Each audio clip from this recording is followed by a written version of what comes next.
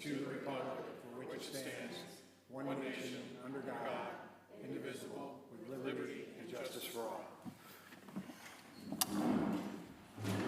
Welcome to the September 15th City Council meeting. We have no announcements, no proclamations, no presentations, but I do have a special announcement from Councilman DeReamer.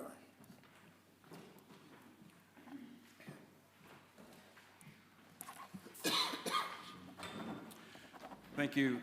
For identification purposes, Brad DeReamer, Fisher City Councilman, Northeast District. I live in the Del Webb in Britton Falls. And before I start, if I don't mind, I didn't ask Pete for permission, please, but everybody recognize Charlie Kirk and what he has done for this nation religiously. Forget the politics, but religiously. And I just wanted to mention that. Thank you, Charlie. Okay, is what I would like to do.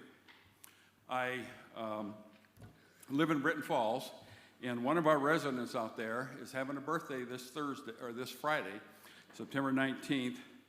She was born in 1921. She will be 105 years old.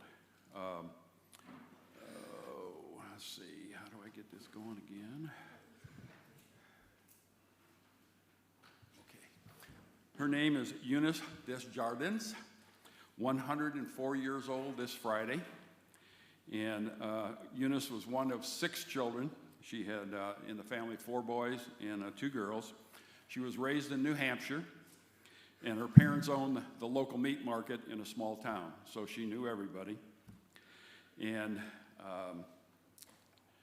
she served in World War II as a Navy wave, and then after the war, came home and got married to her husband, Bob, in 1946.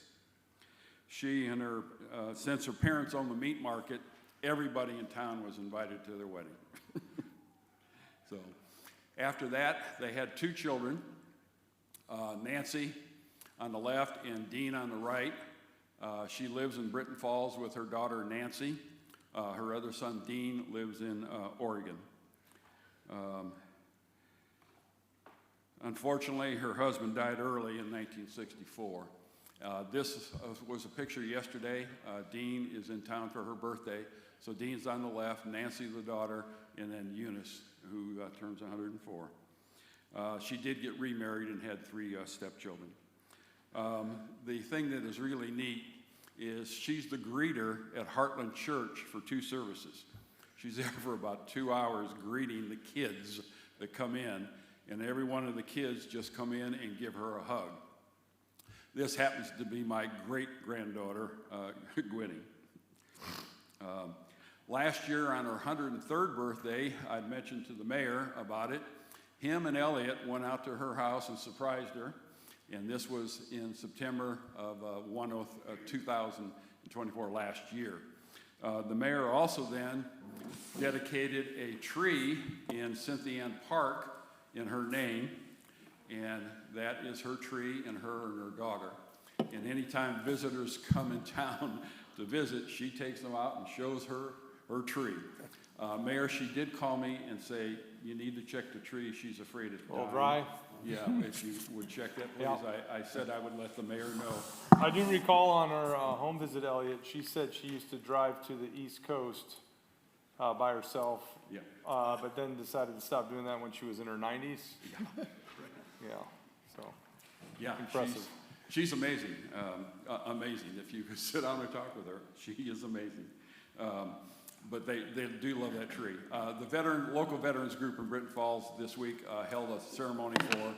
That was taken Tuesday at the ceremony for her being a veteran. And we were celebrating her 104th birthday. I hate to admit, but she's probably sharper than I am. I could be her son, but boy, she is sharp for 104 years old. She still plays games on her computers and can carry a conversation with you. She is amazing. My wife asked her, Eunice, what do you contribute to your longevity? She thought for a moment, and she says, I don't really know, but I have an egg every morning for breakfast. So that may be the answer. Maybe egg sales will go up tomorrow. But I just wanted to recognize her. She's a great lady and really fun to be around. She tries to go everywhere. I didn't want her to have to come tonight just for a few minutes. So she is hopefully watching online. Eunice, happy 104th birthday. Thank you, Brad, and absolutely happy birthday, Eunice. All right, moving along, council committee reports. John, Finance Committee? Yes, couple things to talk about. Obviously, tonight we're presenting our first reading of our budget for 2026.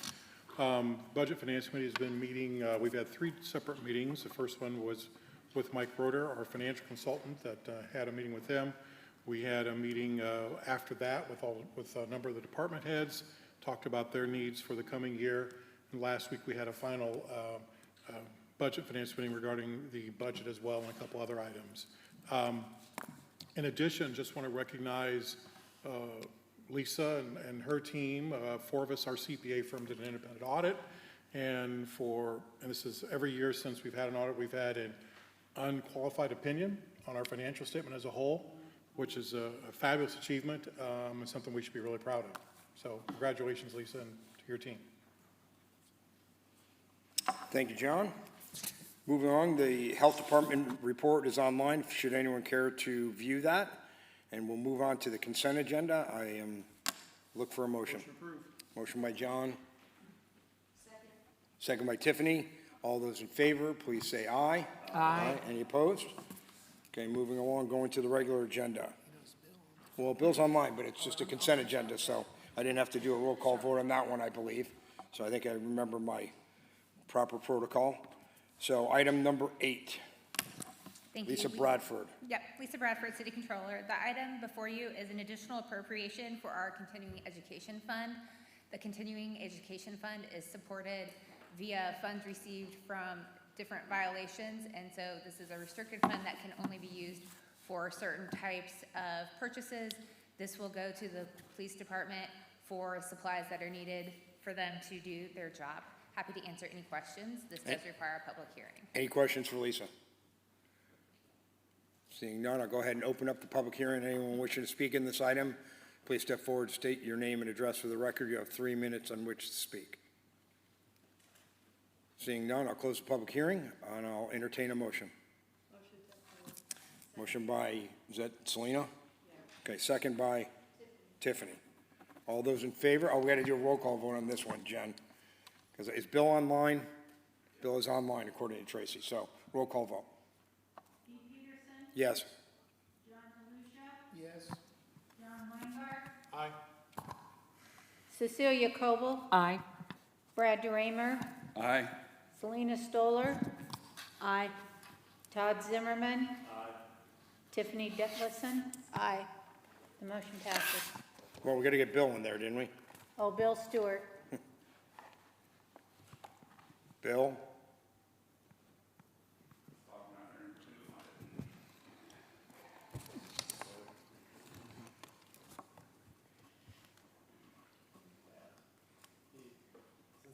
It passed, we can move on?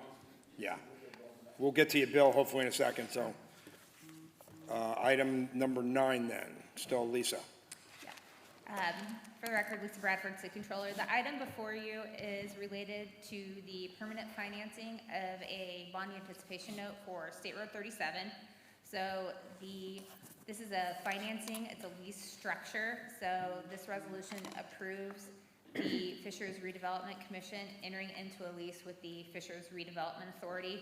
I know as we've talked about before, this is simply a financing mechanism related to how we are issuing the debts. These are property tax-backed bonds. This is contemplated in the fiscal plan and has been contemplated in all the fiscal plans that you've seen previously and to date. This will, as I mentioned, permanently finance the portion of the intersection that was the 131st and 135th interchange, along with some potential other projects that are listed in the project description. Happy to answer any questions. Any questions for Lisa? Seeing none, I'll entertain a motion. Motion by John, second by Todd. Roll call vote. Jen? Pete Peterson? Yes. John DeLucia? Yes. John Weingart? Aye. Cecilia Coble? Aye. Brad DeRamer? Aye. Selena Stoller? Aye. Todd Zimmerman? Aye. Tiffany Detlefsen? Aye. Bill Stewart?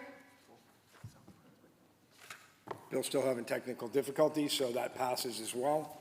Moving on to item 10, Lisa? All right, happy to turn it over to Mayor Fadness to. Oh, Mayor Fadness. Yep, talk about the 2026 budget. Mayor? Good evening, Council President Peterson, council members. John stole my thunder here a little bit because I would have said the exact same thing he did, which is thank you to Lisa and Elliot, who have shepherded the budget process through the last several months. And honestly, big shout out to our department heads who have always rallied to whatever expectations we have when it comes to meeting our financial marks. And this budget honestly was a really smooth process.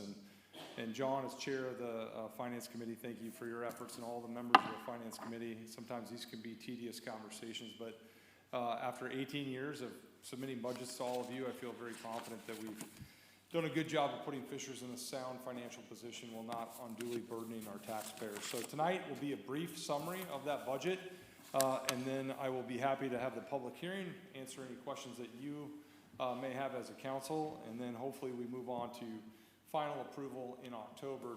For those of you that are not familiar with the budget process, this starts in earnest many months before tonight.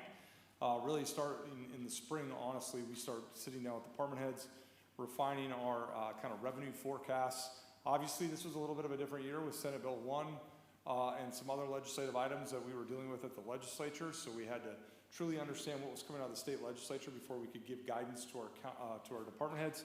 But they responded quickly, and here we are today. So here again is just a list of all the activities that have led up to date, including a postcard that went out to every resident letting them know that this budget hearing was coming up so that we can engage our residents and make sure that no one could say they weren't aware of the fiscal condition of their city. Brief overview of what we were able to accomplish in 2025. It was a very, very busy year. I'm not going to go through each one of these, but I think there's some really marquee programs that you all have supported and developed over the years that continue to pay dividends in our community, such as the neighborhood matching grant, $400,000, oversubscribed yet again this year. So we had more people asking for that as neighborhoods to invest in themselves than we had funding, but we went through that $400,000. We continue to invest in our teachers. I don't know that you would find too many other cities in the state of Indiana today that are committing public dollars from city coffers to pour back into our schools because we believe in our teachers and their innovation, and we want to continue to drive that forward. But those grants are ongoing. I'll tell you a quick snippet. And Jordan Alexander, our chief of staff, handles this program along with a group of retired teachers. We invested in virtual reality goggles for English as a second language students. And if you haven't been in one of those classrooms, it's really truly extraordinary to walk in and see a teacher trying to educate 14 kids that speak 7 different languages. Some of them don't even speak English. And I don't know if you watched this year with any interest, but the academic achievement of our kids that are English as a second language learners is through the charts. Now, we're not taking credit for that by any means, but the fact that you all were willing to come alongside those educators and give them the tools they needed to go do those things is leading to real, meaningful accomplishments in our schools. And you all have been of the belief, and I am as well, that where the schools go, the city goes, and vice versa. And so that partnership has never been stronger, including with our experiential learning, you know, whether it's at the Agra Park, Connor Prairie, Ritchie Woods.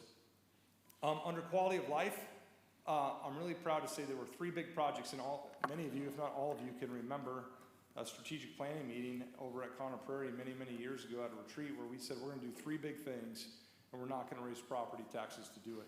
1, we're going to build a new city hall because it was literally falling into the ground. 2, we were going to build a community center, and 3, we're going to build an event center. And oh, by the way, we're going to deliver that to our community under a financial model that does not increase property tax rates. Well, tonight, we sit here weeks away from opening a beautiful community center. You're standing in your new city hall, and the event center has just finished up its first fiscal year, and we did not raise property taxes to accomplish any one of those. So promises made and promises kept. Well done, City Council, and to the team that executed on it, congratulations. Moving on to operational excellence, we brought on board 3 new school resource officers. Chief Gephardt and his team pioneered a new effort to bring retired police officers to our department to provide services to our schools at a reduced cost to both the schools and the city, and we're continuing to build out our school resource program, and we are having overwhelming success and interest by really, really great candidates that want to finish out their career a different way, being around kids and giving back to kids. And that program's been extraordinary, and we continue to see that grow, and you'll hear more about that here in a second. Fun things like the completion of a barn and working restrooms at the Agri Park for every second grade kid that goes to the Agri Park is grateful for the fact that we now have running water and bathrooms. And I've probably the number one thing that I've received compliments on, and I'm sure you have as well. Last year we endeavored to create an entire citywide landscaping program, and I can't tell you how many residents stop me and tell me how much they appreciate the way aesthetically our community looks. So a busy 25 for the city of Fishers, and as you can see, all that was done with the lowest municipal tax rate in Hamilton County, a AAA+ bond rating, strong general fund cash reserves, and yet again, something near and dear to my heart, the 18th straight Distinguished Budget Presentation Award. I started that when I was an intern. That's how long I've been around this organization, and Lisa and her team has continued on that tradition, and 36 straight Certificate of Achievement for Excellence in Financial Reporting. Just shows you not only what we're doing, but how we're doing it, and upholding the most and highest professional standards. One thing we want to level set with everyone tonight is that the 2025 total tax rate is not just the city of Fishers tax rate. A lot of times people will get their tax bill and they'll look at the tax rate and say, this all must go to the city of Fishers. This is not to point fingers, but to educate that the total tax rate is made up of a variety of different governmental entities when it comes to property taxes. In our tax rate, whether you're in Delaware or Fall Creek Township, it varies slightly, but our tax rate is 70.65 cents of $2.19 or $2.19.55. So it's important to keep that in mind as you think about what portion of the overall tax burden is actually because of the decisions that we make here at City Hall. It's also important to know the trajectory of our property tax rate over the years. You all have been very fiscally sensitive to what our municipal tax rate has been, and we've tried to manage to that tax rate.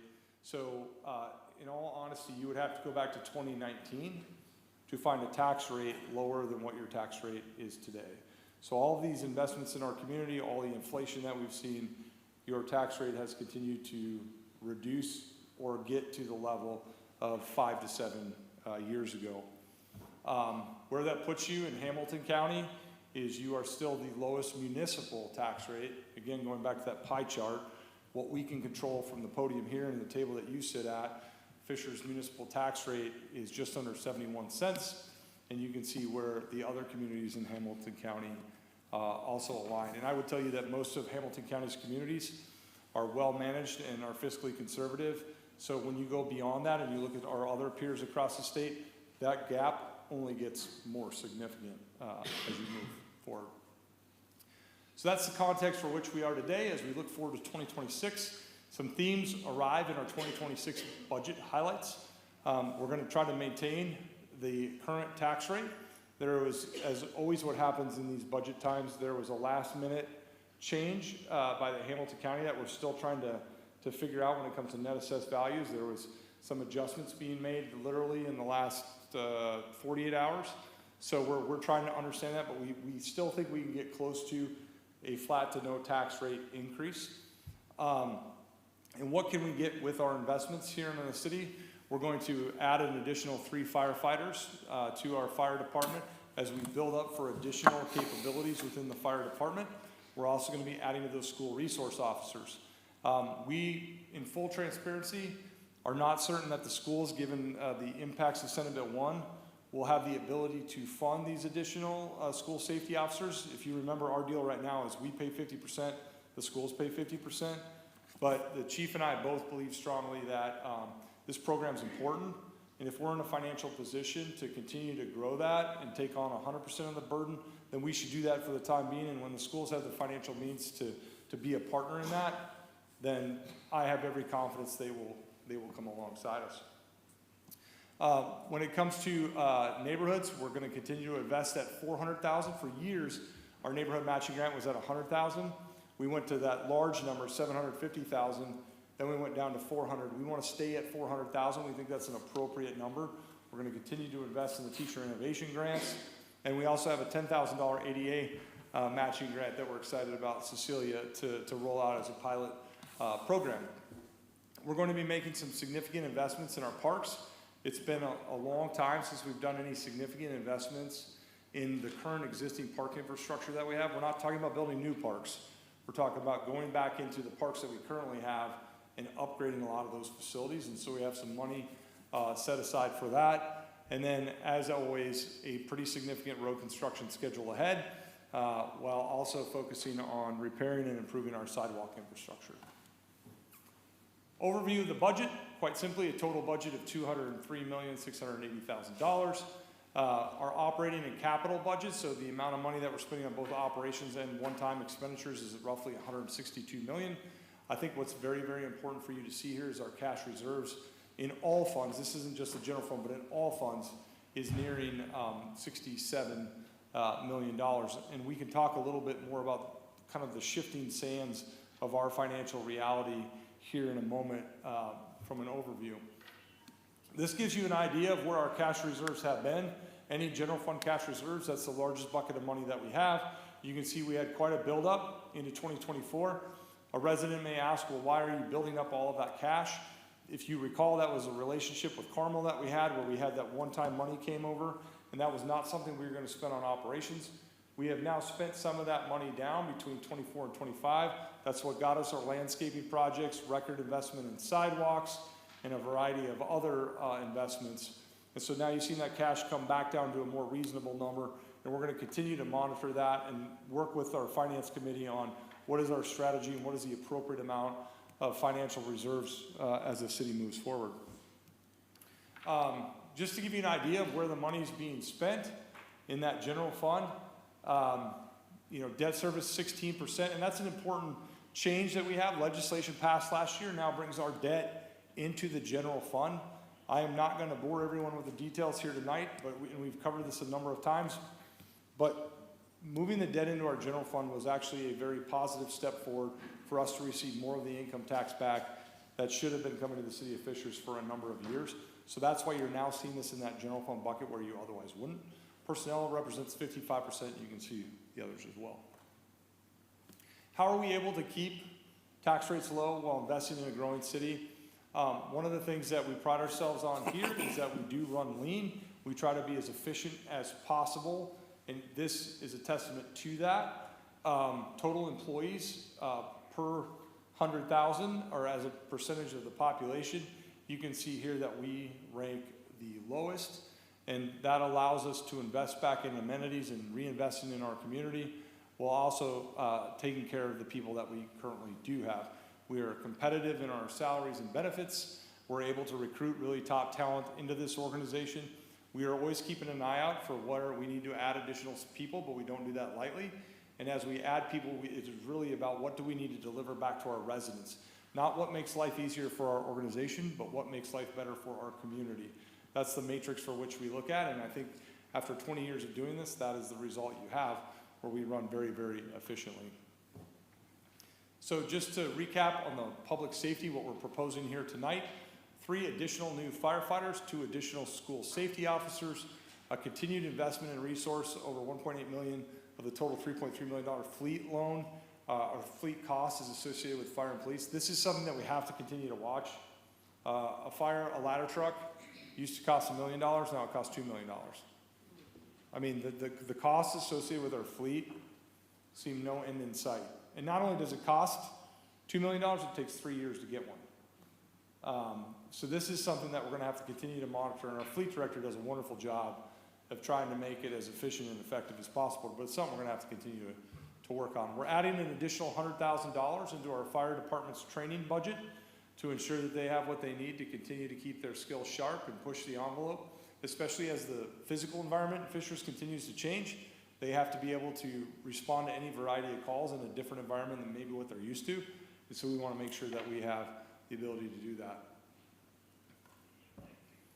Quality of life, I do have to say, one of the funniest things that's happened to date for me that I just never thought would occur, that picture there on the 96th Street trail, that's the bridge that we're going to have, the pedestrian bridge over 96th Street. I cannot tell you the number of people that have asked me or really commented on how difficult it will be to run over Football. So for whatever reason, people believe they're gonna have to run up the round piece. It's not what you're going to do, but, again, we're making significant investments in quality of life. These youth athletic infrastructure improvements will be second to none. Agro Park store will open up. Agro Park West will continue to develop. Nickel Plate Trail Bridge will be completed. We'll have the first full year of the community center up and under operations in 2026. And we feel very confident that we're going to hit our financial benchmarks there as well. And we'll have our first full year of the White River Park being open. Those were those goggles I was telling you about, evidently. So the not-for-profits, we're doing this a little bit different this year. Last year, the council decided to delegate to me kind of a recommendation for how the city would go about parsing out the nonprofit dollars that we allot. And so tonight I'm proposing to you that $165,000 goes to the Fishers Youth Initiative, which keep in mind that's a merger of YMI and YAP. Conner Prairie would receive $75,000, and Cherish Center, which does all of our investigations for sexual assaults, primarily in youth, they would be receiving $35,000 of grant funding. We talked earlier about the Neighborhood Vibrancy Grant of $400,000, Education Innovation Grants of $50,000, and our ADA Matching Grant for $10,000. Infrastructure investments. I'm not going to run through this list because it might depress you, the amount of road construction that will be occurring next year, but it is going to be a very, very big year. 131st and Brook School Road will receive a roundabout in anticipation of the new Target being built.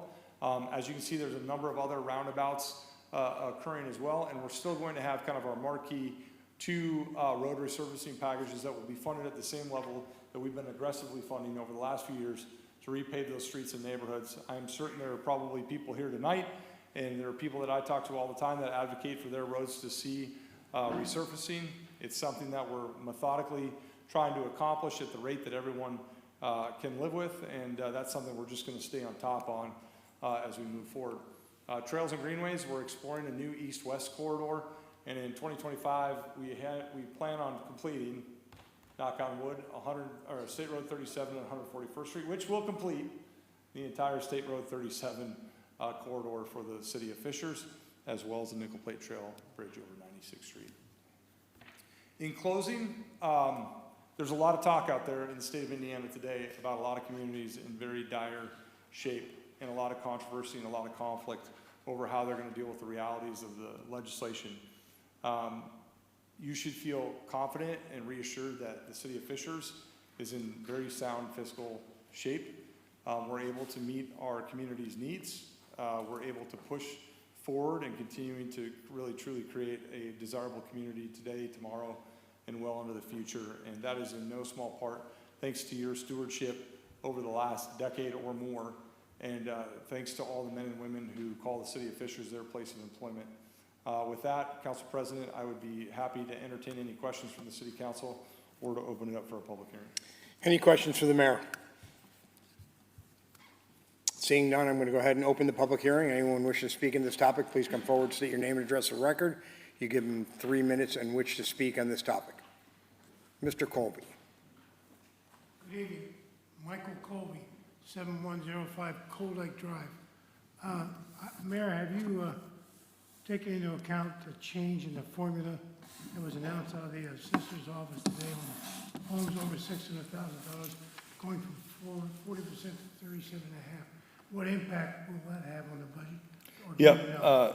Yeah, thanks, Mike, for bringing that up. Yeah, as referenced earlier, that's the last minute kind of nuance that we're working through right now. We don't have the exact numbers associated with our city, but we feel confident that we'll be able to manage that. Sorry. And secondly, I don't know if it's appropriate for the budget hearing, but I know 96th Street and Houserville Roundabout is a problem for most citizens. Are you going to be addressing any of that, and what impact will that have on the budget, if any? Yeah, we continue to study 96 in Allisonville and also monitor the amount of traffic coming off of Clear Path. So the amount of volume that's going through that roundabout today because of the detours that come from the construction on 465 is significant. So we're watching to see as that dissipates, does the number of accidents that occur on 96 in Allisonville also decline. So I don't think you're gonna see any significant changes to 96 in Allisonville from a form and function standpoint until we can understand what's the true amount of volume that'll be going through that road post clear path, which hopefully will be in the next 12 to 24 months. Thank you. Thanks, Thank Mike. you, Michael. Anyone else?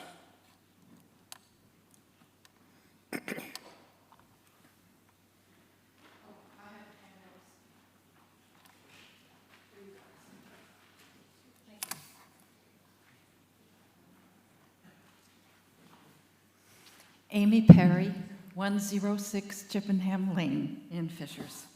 Good evening, council members and Council President Peterson. And thank you for letting me speak. First, congratulations on the fiscal responsibility that Fishers has under Mayor Fadness's leadership. When I spoke to you in January, you kindly informed me that there was $20,000 in the 2025 budget for removing invasive plants in Fishers Parks. This is good because the longer we wait, the more it costs. As you can see from the handout, removing 1 acre of medium-density honeysuckle or other woody plant costs $1,750, almost twice as much as removing 1 acre of low-density woody plant. And removing just 1 acre of high-density honeysuckle costs $3,750, more than twice as much as the $1,750.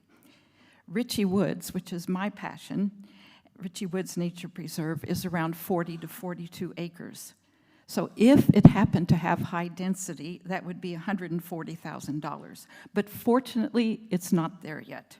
And there is hope for preventing that danger. Now, Fishers DPW and Stantec, the private firm, are doing a great job with the funds that they have. I'd like to request that you increase significantly the amount in the 2026 budget. For a comparison, Westfield's 2025 budget for tree preservation and planting and invasive removal, I'll grant that, in 2024 and 25 is $75,000. Many Fishers parks, in addition to Ritchie Woods, need the attention of Stantec to remove these harmful plants. When you vote to increase the budget for invasive removal, which is probably DPW, and let the native plants return and prosper, monarch butterflies will thank you, hummingbirds, other birds, hikers, birders, first graders in the Nature First program, and everyone who visits the parks will thank you, and I will be happy to thank you. And another thank you is deserved by Juan Puente and Marissa Deckert because they have repaired the step that is the entrance to the cabin at Ritchie Woods. Thank you. Thank you. Man, I just want to say thanks for your time tonight. I really appreciate that. That program is being renewed from 25 into 26, but I'll work with our Public Works and Parks and Rec team to see if we might want to increase that budget a little bit. But we are carrying over that program to next year as well. Thank you. Anyone else? Hello, I'm Ross Reinhardt, 7704 Creekside Court. And first of all, I appreciate all the hard work that's gone into this year's budget and making it accessible. I really appreciated the online meetings that you can view and the documentation. It's made it easy for me to follow along and stay informed. I'm also thrilled to see that trail connectivity remains a top priority. I'm excited about the bridge across 96th Street, investments in our schools. It's really cool to see our tax dollars at work and to celebrate that in this process. One omission that I noticed that I don't think Fishers can afford is we don't have any provisions for, as we grow, for public transit. And as Fishers continues to grow, we're reaching the borders, the land that we can build onto. So we're gonna have to be more efficient about building into the land we already have. And in order to do that, we're gonna need to have efficient transportation methods that aren't really land intensive, so we can backfill into things like parking lots and spaces that were otherwise taken up by cars previously.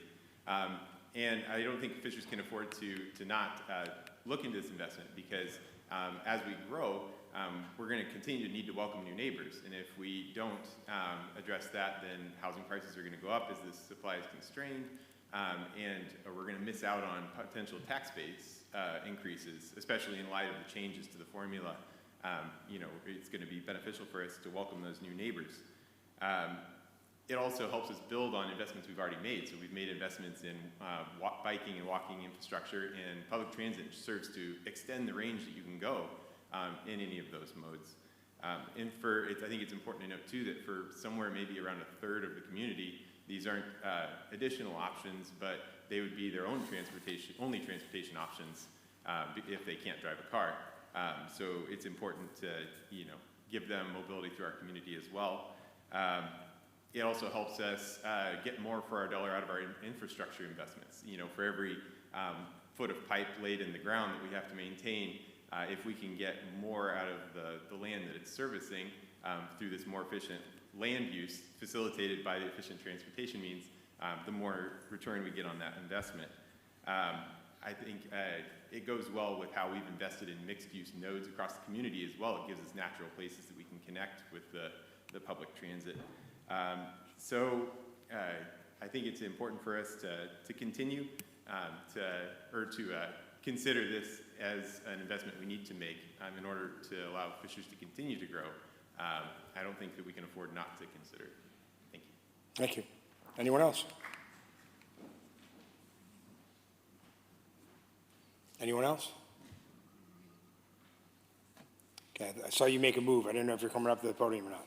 If no one else wants to make any public comment, I'll close the public hearing, and I'll entertain a first reading. First reading. Thank you, John. Moving on to item number 11.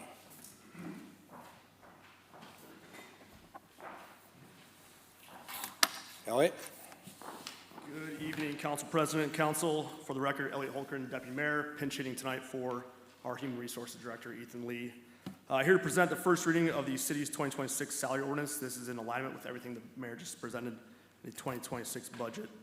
So subject to your approval, the changes are due to a new and updated job functions, industry market standards, and annual wage increases.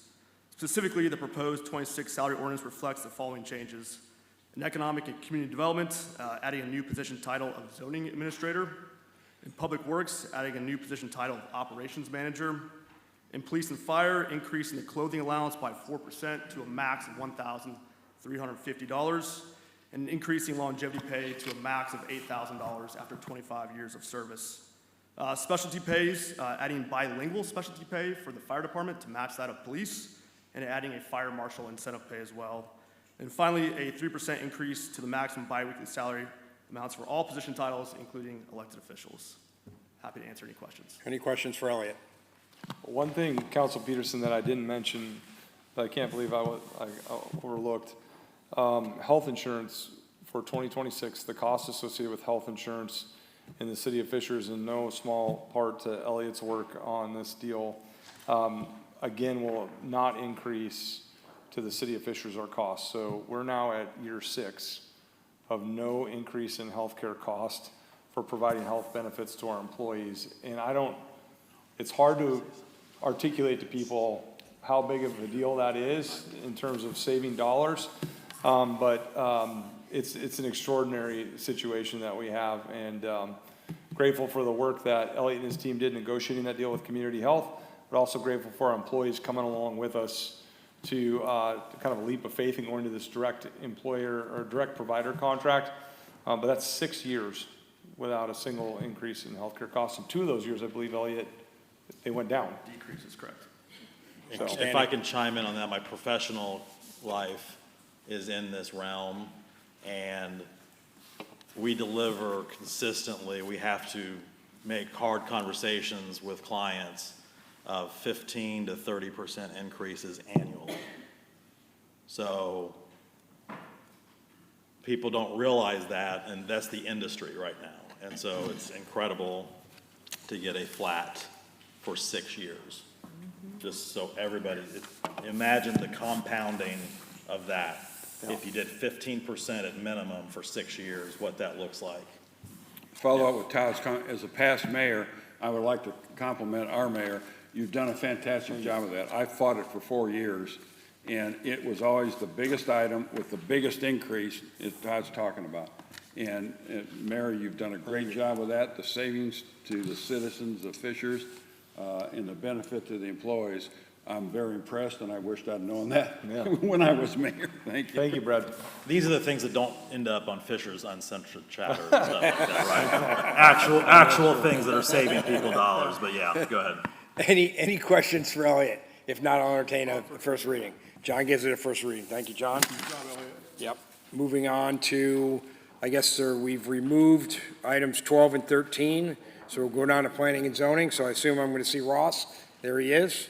Item 14, Ross. We got my favorite lovely annexation, voluntary annexation stuff. That is correct.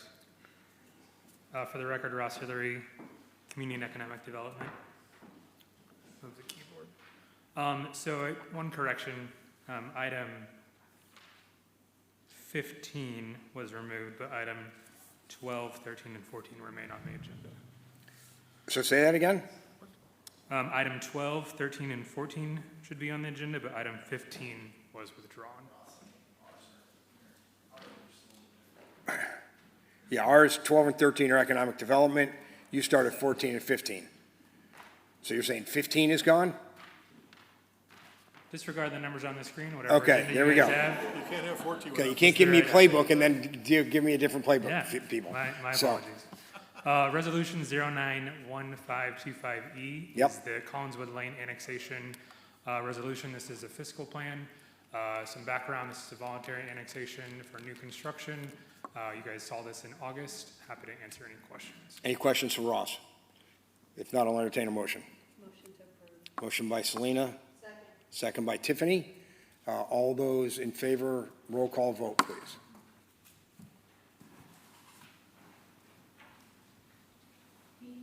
Yes. John DeLucia. John Weingart. Cecilia Koval. Aye. Brad DeReamer. Selena Stoller. Aye. Todd Zimmerman. Tiffany Detlefsen. Bill Stewart.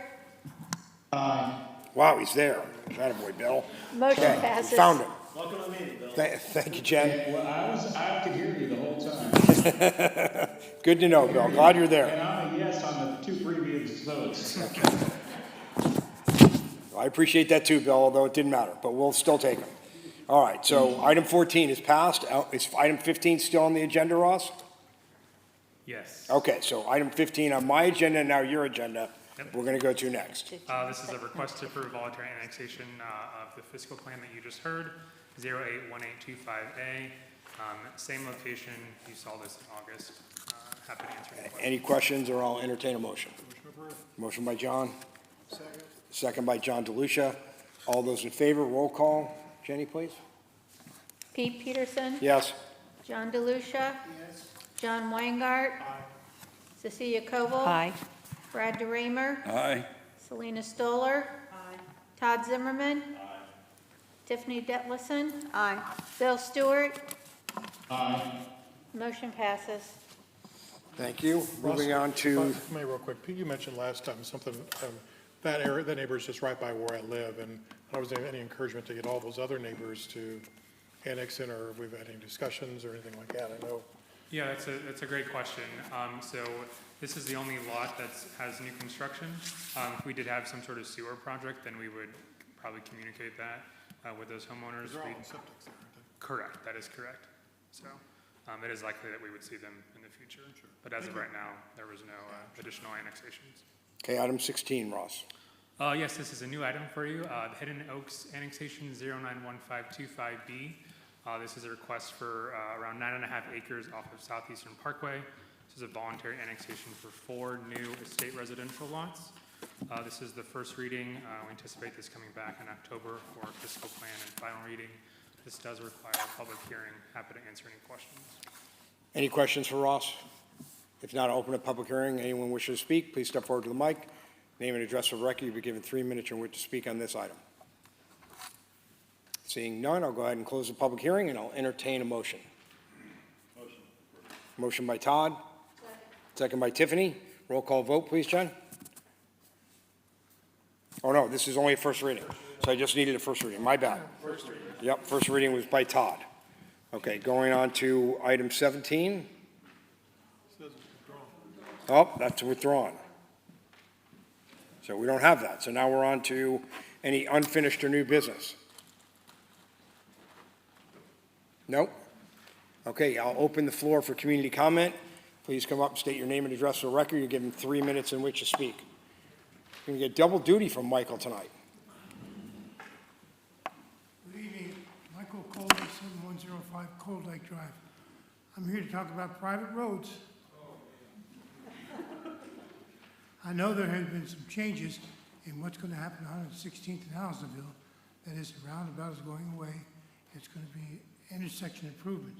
And I know there's been some talk about when it was going to be a roundabout, closing 116th and Allisonville, requiring some sort of a detour. I talked earlier before the meeting with the engineer director. He said they don't anticipate closing that. So I was just wondering what other contingencies are going to be made for traffic that may want to go ahead and go through River Glen, River Ridge.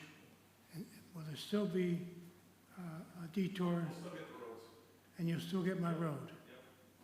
You hear that, don't you guys? I heard it, Mike. On the record, we'll I still heard get the it. roads. All right, thank you. Thank you, Mike. Anyone else wishing to make a public comment? I'll get double duty in a couple. Okay. I gotta get the most out of my right. Well, I'm Ross Reinhardt, 7704 Creekside Court. This is short. I just wanted to touch on the intersection at Allisonville and 116th as well, and just say I'm really excited to see that we're not doing the roundabout. I think it's a win for the pedestrian connectivity in that area, as going through the roundabouts that are at that size are dicey at best.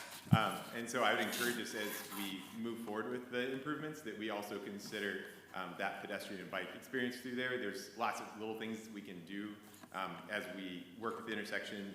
For example, the corners, you can do protected corners and bump outs. Right now, if you're standing at the corner waiting to cross, you have to like watch so that you don't get your toes run over because you're pretty much standing right in the edge of the road.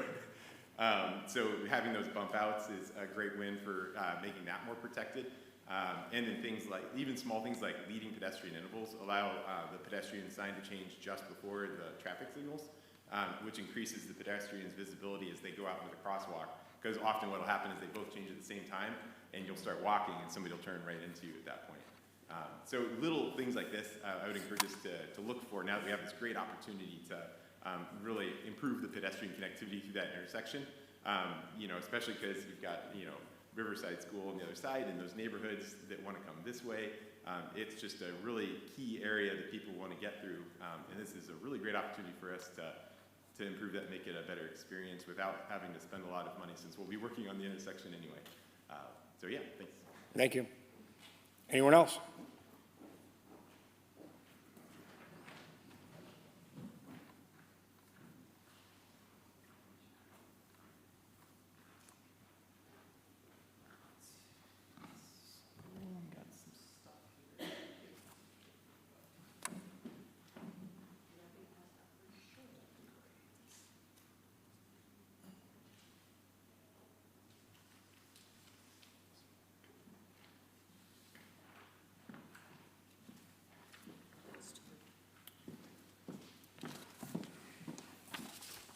Okay, Casey Crosby, 6611 Manchester Drive.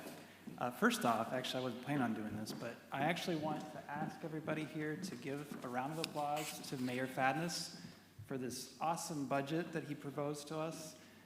Everything was awesome about it, and so can we all please? Thank you.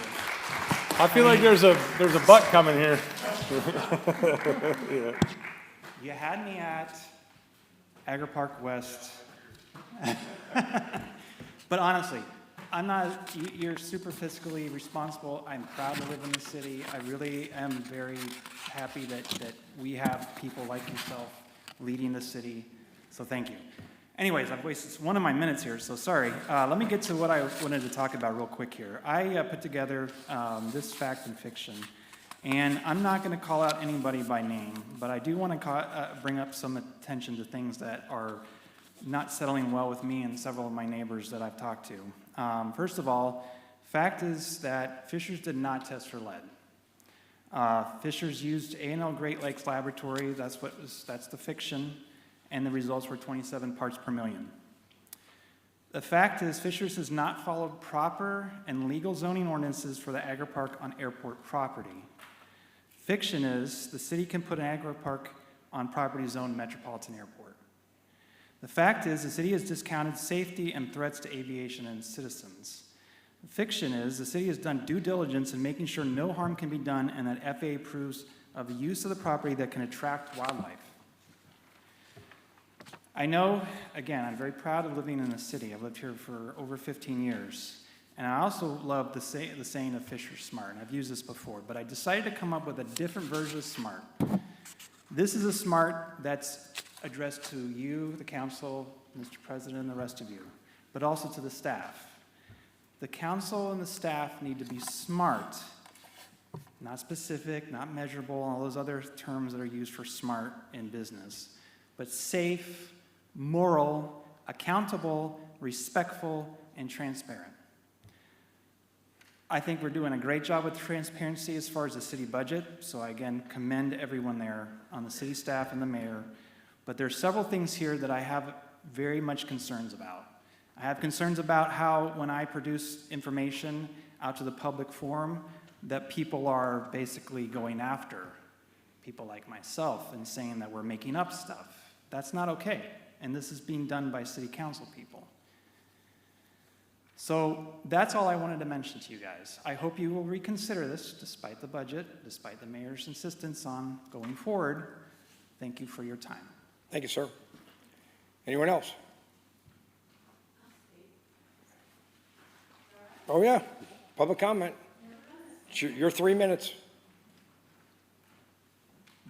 Becky McNichols, 11146 Stratford Drive, same neighborhood, and us and many of our people living in our neighborhood are really looking forward to that agri-park and the planning that's going on, and they have included very many people within the neighborhood to be a part of that, and we're looking also forward to being able to access the 106 and that whole area, which has been great for Southwest Fishers.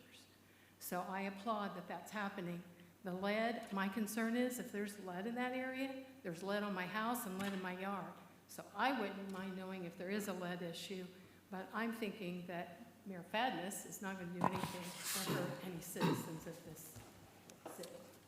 Thank you, ma'am. Appreciate Thank you. this. Again, for the record, Council President, we did have A&L Great Lakes Laboratories conduct the lead testing for our soils. They're a company out of Fort Wayne that does this for a living. I trust their experience over me going out there and trying to figure it out myself. 26 parts per million is by Environmental Protection Agency safe for all farming. Very good. Thank you, Elliot. Anyone else for public comment? Going once, going twice, 3 times the charm. I'll entertain a motion to adjourn.